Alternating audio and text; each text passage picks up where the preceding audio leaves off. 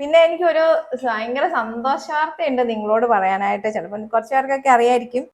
Hello, welcome and welcome back to Binu miss life. എന്തൊക്കെയുണ്ട് വിശേഷങ്ങൾ? എല്ലാവർക്കും സുഖം തന്നെയല്ലേ? ഞാൻ കുറേ നാളായി നിങ്ങളുടെ മുമ്പിൽ വന്നിട്ട്. നമ്മൾ മഴയൊക്കെ ആയത് കാരണം ട്രാവൽ ഒന്നും ചെയ്യാൻ പോകുന്നുണ്ടായിരുന്നില്ല. പിന്നെ കുക്കിംഗ് വീഡിയോസ് ആണെങ്കിലും ജസ്റ്റ് കുക്കിംഗ് മാത്രമായിട്ടായിരുന്നു ചെയ്തുകൊണ്ടിരുന്നത്. ഞാനിങ്ങനെ നിങ്ങളുടെ മുമ്പിൽ വന്നിട്ടുള്ള വീഡിയോസ് ഉണ്ടായിട്ടേ ഇല്ല. കുറച്ച് ലൈവ് മാത്രമായിരുന്നു നമ്മൾ ഈ മഴയുടെ ടൈം ആയതുകൊണ്ട് ചെയ്തുകൊണ്ടിരുന്നത്. അപ്പൊ എനിക്ക് തോന്നി ഇന്ന് നിങ്ങളുടെ അടുത്ത് വരണം എന്ന് തോന്നി. അങ്ങനെ ഞാൻ വന്നതാണ്. അപ്പൊ ഇന്ന് നമ്മൾ ചെയ്യാൻ പോകുന്നത് 2 ചക്കപ്പഴം കിട്ടിയിട്ടുണ്ട്. അപ്പം ഇതിനെ ഇങ്ങനെ വേസ്റ്റ് ആക്കി കളയണ്ട. നമുക്ക് ചക്ക വരട്ടി ഇതിനെ ഫ്രീസറിലൊക്കെ വെക്കുവാണെങ്കിൽ അവിടെ ഇരുന്നോളൂല്ലോ. അപ്പൊ നമുക്ക് എപ്പോഴെങ്കിലും എനിക്കാണെങ്കിൽ കുമ്പിളപ്പം എന്ന് പറയുന്ന സാധനം കഴിക്കാൻ ഭയങ്കര ഇഷ്ടമുള്ള ഒരാളാണ്. പിന്നെ നമ്മുടെ ഗൾഫ് ടീംസ് ഒക്കെ വരുവാണെങ്കിലും സീസൺ അല്ലല്ലോ, അപ്പൊ ആ സമയങ്ങളിൽ നമുക്ക് കുമ്പിളപ്പം ഒക്കെ ഉണ്ടാക്കി കൊടുക്കാം. അങ്ങനെയൊക്കെ വിചാരിച്ചിട്ട് ഞാൻ ഇന്ന് ചക്ക വരട്ടിയത് ഉണ്ടാക്കാൻ വേണ്ടി പോവാണ്. അപ്പം നമുക്ക് വീഡിയോയിലേക്ക് പോയാലോ. ഇത് കുറച്ച് കേടാവാൻ തുടങ്ങിയിട്ടുണ്ടെന്നാ തോന്നുന്നത്. മഴയൊക്കെ തുടങ്ങിയത് പിന്നെ ചക്കപ്പഴത്തിനൊക്കെ ഒരു വെള്ളച്ചൊവയാണ്. നമ്മുടെ ആ കറക്റ്റ് ആയിട്ടുള്ള മധുരമോ ഒന്നും അതിലേക്ക് കിട്ടത്തില്ല. ഭയങ്കരമായിട്ട് ഒരു വെള്ളത്തിന്റെ ചൊവയാണ് വരുന്നത്. എനിക്കാണെങ്കിൽ നല്ല ചക്കപ്പഴമൊക്കെ, ചക്ക വേവിച്ചതൊന്നും അങ്ങനെ കഴിക്കാൻ വലിയ താല്പര്യമില്ല. ചക്കപ്പഴം കഴിക്കാൻ ഭയങ്കര ഇഷ്ടം. അപ്പം ഞാൻ ഇതെല്ലാം വെട്ടി ക്ലീൻ ചെയ്ത് കൊണ്ടുവരാമേ. നമ്മളെപ്പോഴും ചക്കയൊക്കെ വൃത്തിയാക്കുമ്പോഴേക്കും വെളിച്ചെണ്ണ കയ്യിൽ തേച്ചിട്ട് ഇങ്ങനെ വൃത്തിയാക്കാൻ തുടങ്ങുവാണെങ്കിൽ അരക്കൊന്നും കയ്യെ പിടിക്കത്തില്ല.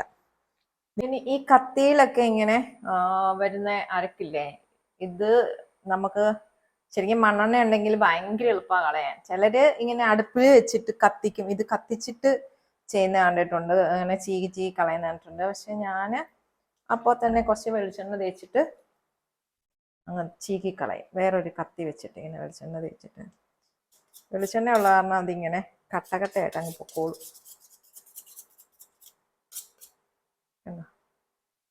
ഇങ്ങനെ എടുത്ത് കളയും. എന്നിട്ട് ജസ്റ്റ് ഒരു പേപ്പർ എടുത്തിട്ട് അങ്ങ് തുടയ്ക്കും.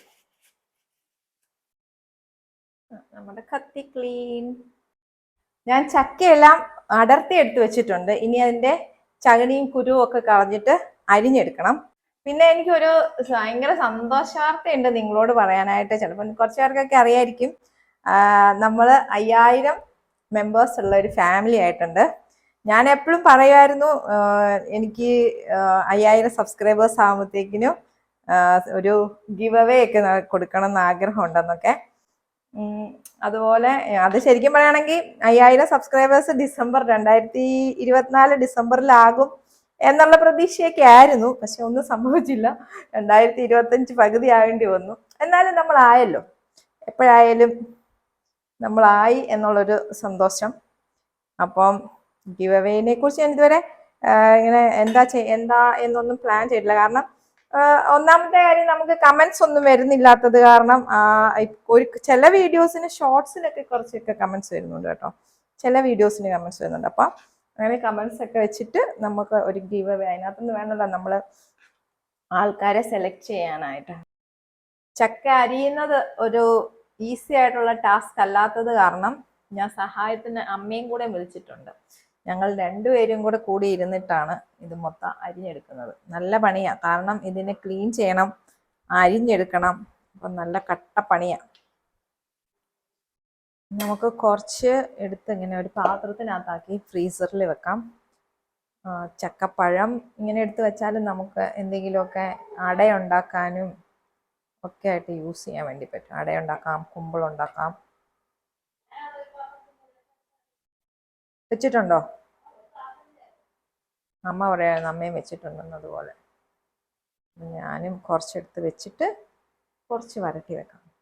അരിഞ്ഞെടുത്ത ചക്ക ഞാൻ അടുപ്പത്ത് വെച്ചിട്ടുണ്ട്. അടച്ചു വെച്ചേക്കാം. അടച്ചു വെച്ച് കഴിയുമ്പോൾ അതങ്ങ് വെന്തോളും. ഇനി നമുക്ക് മധുരത്തിന് ആവശ്യമായിട്ടുള്ള ശർക്കര ഉരുക്കിയെടുക്കാം. ഇനി ഇതിനകത്തേക്ക് കുറച്ച് വെള്ളം കൂടി ഒഴിച്ചിട്ട് ഉരുക്കാൻ വെക്കാം. ചക്ക നമ്മൾ അടുപ്പത്ത് വെച്ചപ്പോൾ ഒന്നും ചേർക്കാതെയാണ് വെച്ചത്. കുറച്ചു നേരം സ്ലോ ഫയറിൽ വെക്കുമ്പോഴേക്കും ഇതുപോലെ വെള്ളം ഇറങ്ങി വരും. ഇപ്പം നമ്മുടെ ശർക്കര ഉരുകിയിട്ടുണ്ട്. അത് നമുക്ക് അതിലേക്ക് ചേർത്ത് കൊടുക്കാം. വിചാരിച്ചാലും ഇതിനകത്തൊന്നും ഇല്ലാത്ത ശർക്കരയാണ്. ഇനി ഇത് ഇരുന്ന് വെന്ത് വറ്റി വരണം.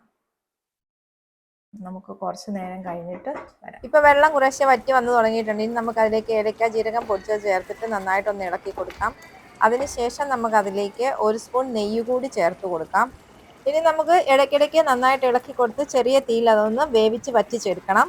ഇത് വരിക്കച്ചക്കയാണ്. അപ്പോൾ നമ്മളിത് അരിഞ്ഞെടുത്തിരിക്കുന്നത് കൊണ്ട് തന്നെ നന്നായിട്ട് ഇങ്ങനെ മെൽറ്റ് ആയിട്ടൊന്നും വരത്തില്ല. കുറച്ച് ക്രഞ്ചി ആയിട്ടേ കിടക്കത്തുള്ളൂ. നന്നായിട്ട് മെൽറ്റ് ആയിട്ട് കിട്ടുന്ന പോലെ ആവണമെന്നുണ്ടെങ്കിൽ നമ്മളിത് മിക്സിയിലിട്ടൊന്ന് അടിച്ചെടുത്തിട്ട് വരട്ടിയെടുത്താൽ മതി.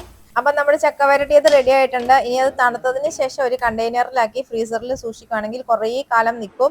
അപ്പോൾ വീഡിയോ ഇഷ്ടപ്പെട്ടിട്ടുണ്ടെങ്കിൽ ലൈക്ക് ചെയ്യാനും കമന്റ് ചെയ്യാനും മറക്കരുത്. സബ്സ്ക്രൈബ് ചെയ്യാത്തവരൊന്ന് സബ്സ്ക്രൈബ് കൂടി ചെയ്തേക്കണേ. Thank you for watching. അടുത്ത വീഡിയോയിൽ കാണാം. ബൈ.